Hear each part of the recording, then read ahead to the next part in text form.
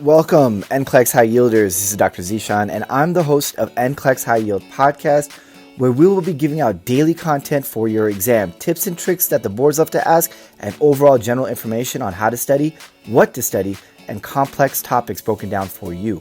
Whether you're a first-time test taker or even a repeat test taker, we have helped people across the globe pass their NCLEX exams, so do not give up and get motivated. Make sure you subscribe to our podcast and also visit our Instagram at NCLEX High Yield, at NCLEX High Yield, where you can DM us questions so we can answer them on the podcast.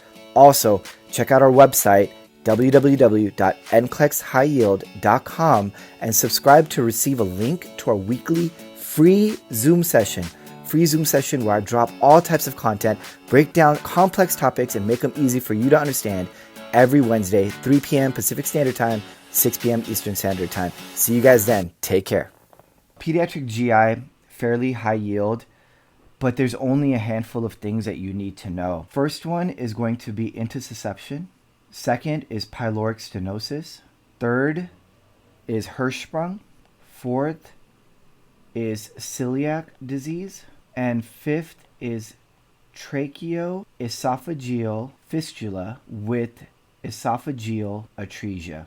A lot of big words. A lot of them present similarly. The boards love asking these five, especially in Select All that apply, because they have multiple different components to them. And it's a perfect way to see if you understand what's going on with that pathology. So let's start with intussusception. And a couple of these are going to have those pathognomonic terms, which means if you see that term, you know it's automatically this pathology or this medical condition. Again, identifying them is very important because children are not going to be able to tell you what's going on, neither will parents. So you're looking for these telltale signs, and that's why we kind of have a list of things that we're looking after or looking out for.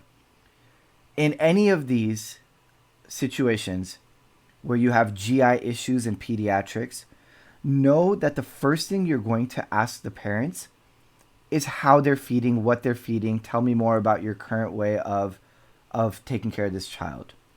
Because you want to eliminate something that could be just them misfeeding the child or doing some sort of a technique wrong versus chasing after something that's typically rare. So tell me how you're eating. Tell me how you're feeding this child. Again, when you see the best response by a nurse, if you see those words, tell me more, it's pretty much golden, right? That's your like 90 to 95% of the time, those three words will be right. So tell me more about how you're feeding this child. Tell me more about what's going on. All right, let's talk about intussusception. So what is intussusception? Intussusception is telescoping of the bowel. So how does a telescope work? Well, it kind of folds into itself, then folds into itself, then folds into itself, right? And then you can like completely pull it out. With the bowel, it's not supposed to do that. It's just supposed to continuously flow. Instead, we've got this telescoping of the bowel. So we've got a portion of the bowel that backtracks into itself, just like you would see in a telescope. When that happens, the part of the bowel that's telescoped back in, it starts to become ischemic. So when you have this part of the bowel becoming ischemic and now start to slough off, this epithelial tissue becomes bloody, jelly-like, and now it mixes with the stool. Now you got this current jelly-like stool, or you've got this blood and stool mixed together because that epithelial tissue has sloughed off. So now we know why it's a current jelly-like stool. Current jelly-like stool is pathognomonic for intussusception. So when you have this in an infant, this little protrusion of this bowel that's kind of bulked up now shows up as a sausage-shaped palpable mass. Again, pathognomonic for intussusception. If this child vomits because of this discomfort, is this vomit going to be bilious or non-bilious? Has the vomit mixed with bile? It's past the stomach, it mixes with bile, so when they vomit up, it becomes bilious vomiting. Bilious vomiting is like a greenish type vomiting.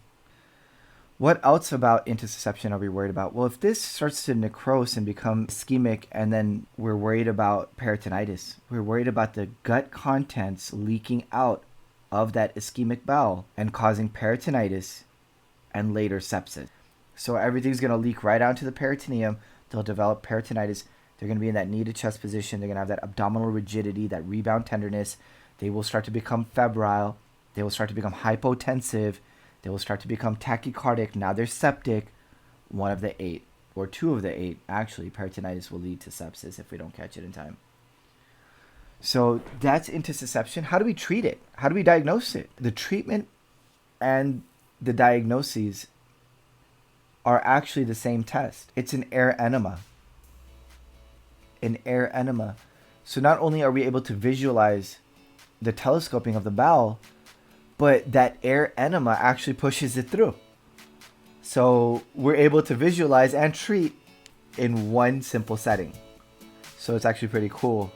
If you think about it, they may not say air enema, they may say pneumatic enema, just to be fancy and throw you off. This NCLEX High Yield podcast is brought to you by Immunacy. IMMUNACY. Immunacy.com. Immunacy is an immune system booster formulated by doctors and pharmacists. This team of MDs, PharmDs, DOs, and PhDs have put together a proprietary formula with the highest quality ingredients to keep you in your best health. All natural, gluten-free, zero sugar, vegan, no GMOs, and fully bioavailable. Stock up now to keep your immune system at its best. Immunacy is now available at immunacy.com. Check them out. And now, back to the podcast. They're going to try and use all 5 of these because they present in similar ways. The 2 that they really like to trick you on is intussusception and pyloric stenosis. Understanding pyloric stenosis is going to give you all the things that you typically memorize. But when you understand it, that's why when I broke down intussusception, I do it so you understand how it works. Because once you understand it, then you're kind of like, oh, I can tell you everything about it. So let's talk about that. So we've got the esophagus. We've got the stomach. And at the end of the stomach is a little sphincter called the pylorus. The pylorus. So at the end of the stomach, the pylorus is responsible for relaxing and letting the contents of the stomach continue onto the duodenum once they've been broken down. But now we've got pyloric stenosis. What is stenosis?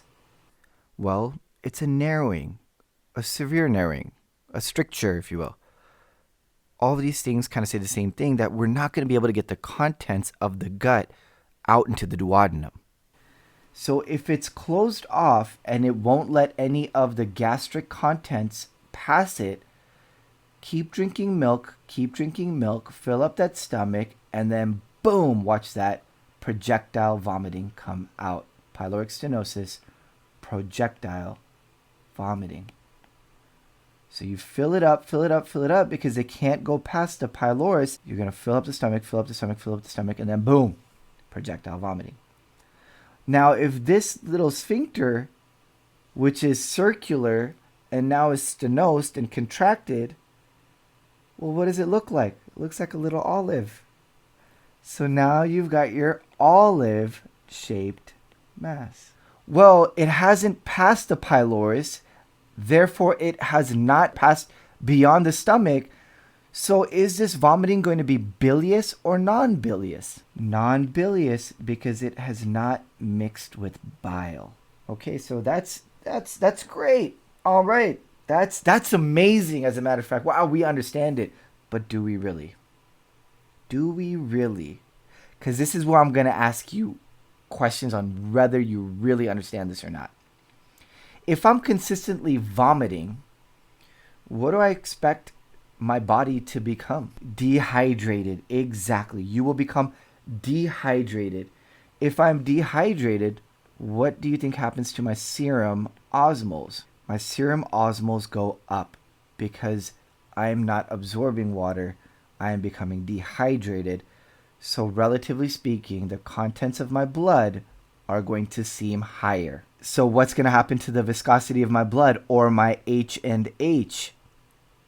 It's going to increase. Am I going to be metabolically alkalotic or metabolically acidotic? Alkalotic, because the stomach contains acid. I'm getting rid of acid, therefore I'm metabolically becoming alkalotic. Conversely, in the GI tract, the minute you hit the duodenum, your pH jumps up to 9. You've got a lot of bicarb that's in your GI tract. If you have diarrhea, you're getting rid of bicarb. So when you're getting rid of bicarb, which is alkalotic or basic, then you're going to automatically become acidotic. So understanding that is a huge thing. You're dehydrated, so you're going to be tachycardic. Your blood pressure is going to decrease because you're hypovolemic or dehydrated. A couple of things that the boards are going to like to ask, and I kind of hinted at this in the beginning, is ask the parents how they're feeding this child first. Because what if they're overfeeding them and then laying them down, overfeeding them, not burping them? Maybe the parents are making a mistake or they don't have a proper understanding of how to feed the child. Always ask those. Tell me more about how you're feeding this child versus assuming that we've got this pyloric stenosis. Well, what are we going to do with this child? Well, we're going to open up that sphincter. Hey guys, Dr. Zeeshan here. Thank you so much for joining us on this podcast.